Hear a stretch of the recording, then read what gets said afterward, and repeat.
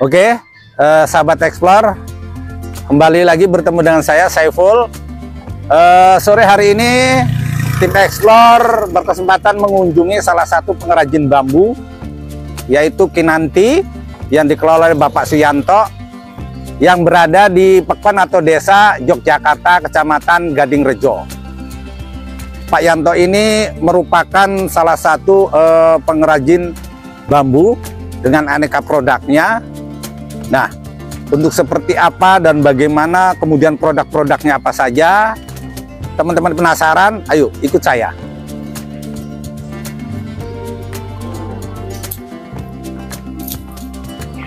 Selamat sore Pak Yanto. Selamat sore. Assalamualaikum. Waalaikumsalam warahmatullahi wabarakatuh. Ini lagi bikin anyaman Pak ya? Ya, ini lagi bikin kap lampu patromak. Oh, rencana buat bikin lampu ya, patromak. Bisa ngobrol-ngobrol Pak Yanto? Boleh, boleh, boleh. Boleh.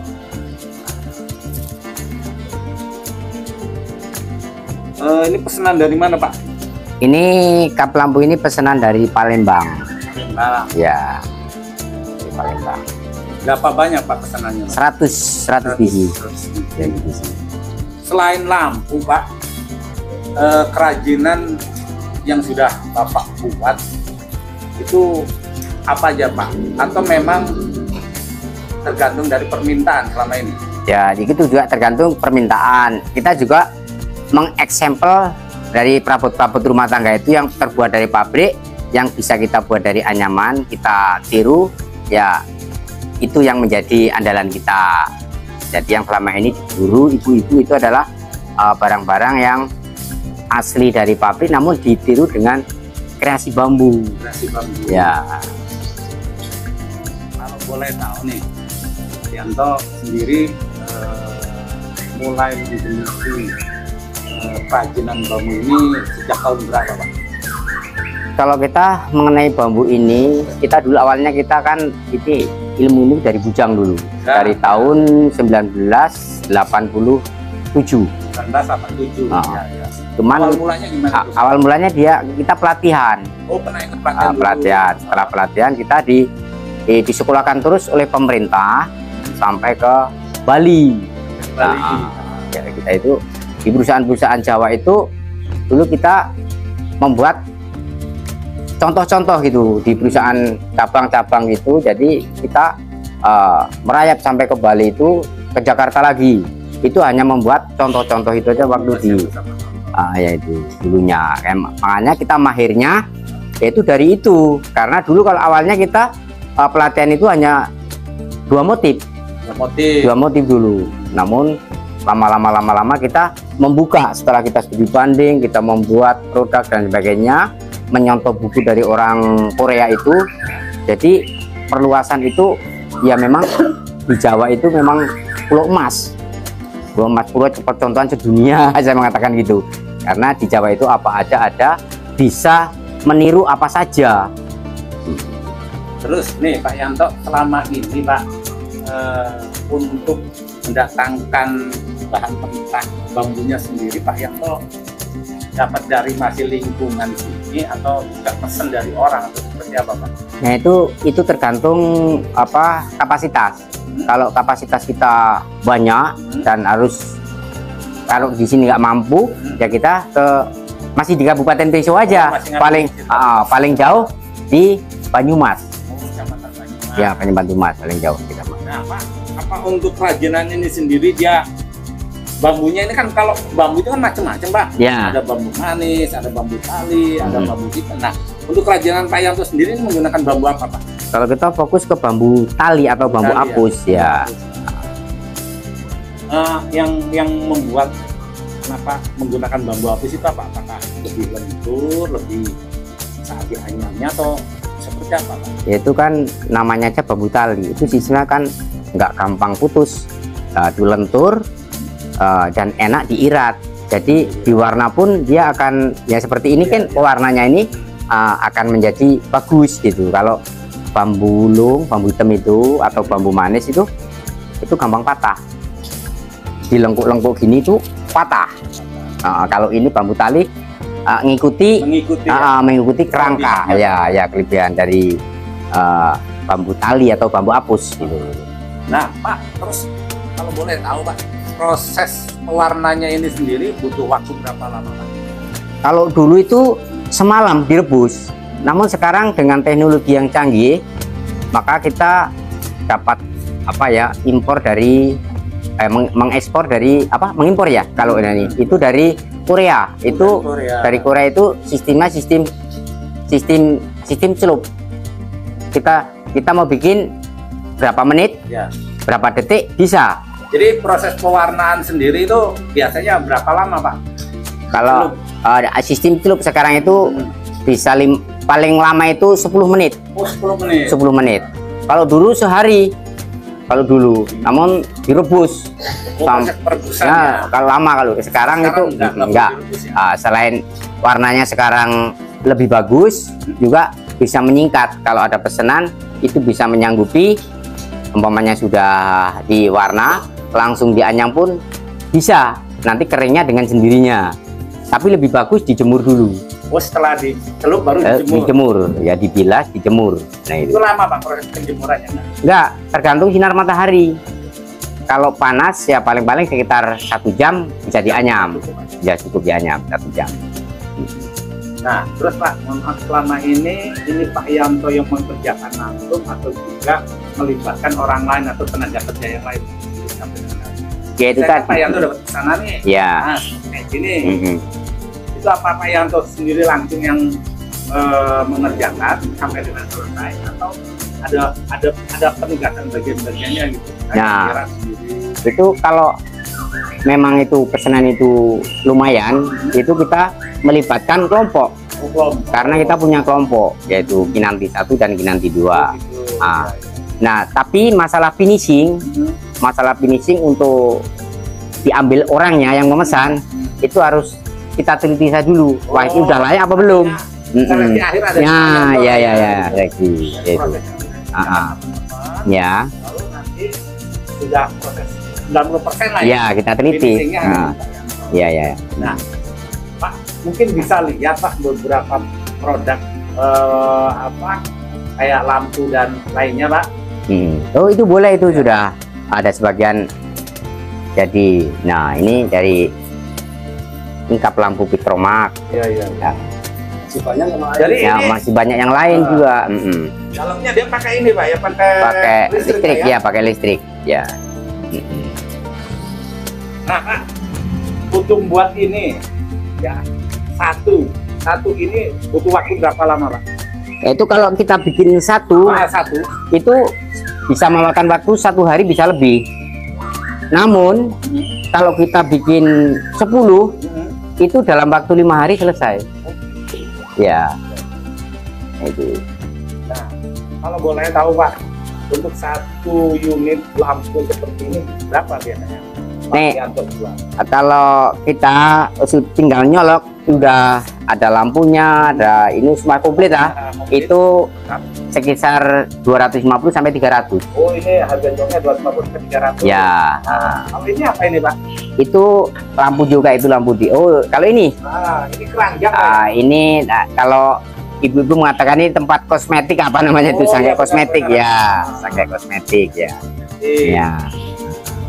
Ini berapa Pak Yanto jual biasanya? Ini jualnya kita 125, tapi kalau beli kita untuk dijual lagi itu 100. Oh gitu. Ya, 100 ya.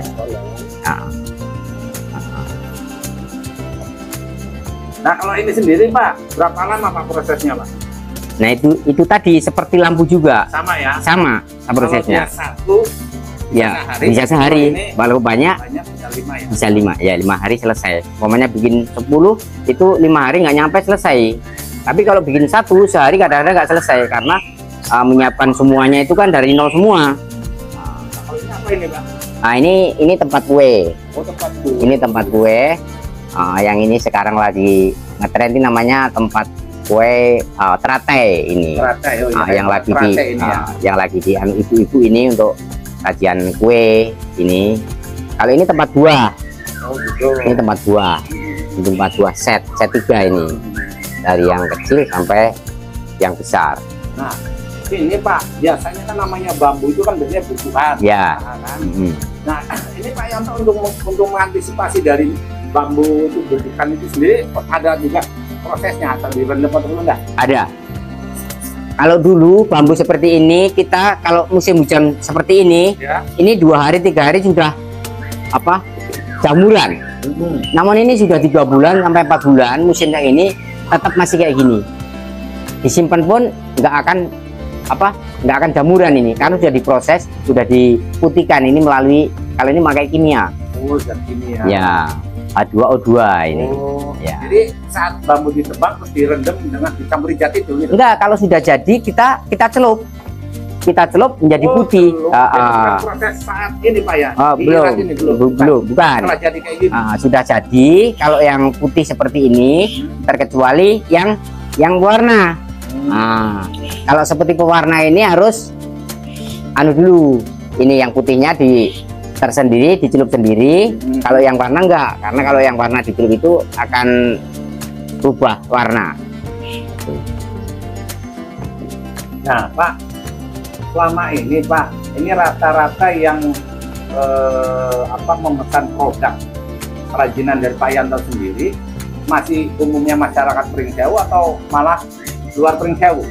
Ya boleh dikatakan kalau hitung-hitung kita pengiriman ke kota lain itu lebih banyak di kota lain. Kalau masyarakat Pringsewu paling berapa orang itu umpamanya 50 orang beli produk satu-satu baru 50 orang kan. Kalau kita ngirim ke Palembang kan sebulan 100. Nah itu sudah rutin Pak? Udah rutin. Satu bulan sekali? Iya. 100. Iya. Itu berapa macam produk Pak?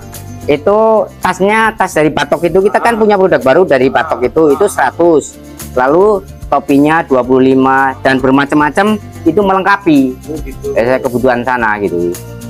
Itu di sana buat dijual lagi atau di toko di sana? Di toko ya, di toko. Itu udah jalan berapa lama Pak dengan pelanggan yang di Palembang ini? Itu sudah berjalan sekitar 2 tahun. 2 tahun. 2 tahun. Itu sistem pengirimannya lewat Tiki atau kita lewat bus? Mobil yang rent tadi apa? Travel ya, mobil lewat travel. Karena itu lebih mudah dan lebih cepat. Karena sekarang ngirim besok sore udah nyampe. Tapi kalau kita melalui jasa itu seminggu, kadang-kadang barang pun rusak juga, kadang kehujanan dan sebagainya. Kita harus bener-bener ready, harus banyak modalnya lah gitu. Nah selain Palembang Pak, daerah mana lagi Pak? Kita ke Bengkulu dan Medan karena lari kita itu nggak berani ke Jakarta. Pertimbangannya Pak? Karena di Jakarta itu udah dipasokkan dari Jawa. Sedangkan kita bergurunya dari Jawa, jadi kita wilayah sasarannya ya karena kita mentalnya itu kurang kalau di Jakarta itu. Jadi tadi itu Palembang, Bengkulu, sama Medan ya. Ini sudah rutin tiap bulan Pak? Iya, tiap bulan sekali. Ya. Itu ngirim paling sedikit berapa Pak? 100 ada lebih? Ya itu minimal 100. Minimal 100. Dari aneka ragam produk ya macam-macam. Ini 200 kalau dari aneka ragam produk. Tasnya itu saja 100 gitu. Tasnya 100. 2 macam tasnya ya. Ini kalau yang bambu 100 bermacam-macam produk sesuai permintaan sana. Ini sebelumnya Pak, artinya kan kalau melihat usaha Pak Yanto yang sudah geluti dari tahun berapa tadi Pak? 19? Kalau kita awalnya dari bujang itu dari 7, namun itu pasti itu hanya sekolah aja. Setelah itu berhenti setelah kita menikah. Nah itu sejak anak kita sudah membutuhkan biaya banyak, kita tahun 2011 itu kita mulai merintis lagi untuk biaya sekolah. Nah selama ini Pak, artinya dari usaha yang Pak Yanto kembangkan di tahun 2010-2011, kalau boleh tahu Pak, omset yang Bapak bisa hasilkan dengan membuat aneka ragam produk berbahan dasar bambu ini berapa Pak dalam satu bulan? Nah itu kalau itu kita tidak pernah mengkalkulasi. Artinya kita dari minim-minimnya lah. Minim-minimannya kalau satu bulannya itu minimnya itu ya 10 juta minim. Nah, itu di luar melayani pesanan yang sudah berjalan atau hanya melayani wilayah Lampung aja Pak? Melayani wilayah Lampung. Wilayah Lampung.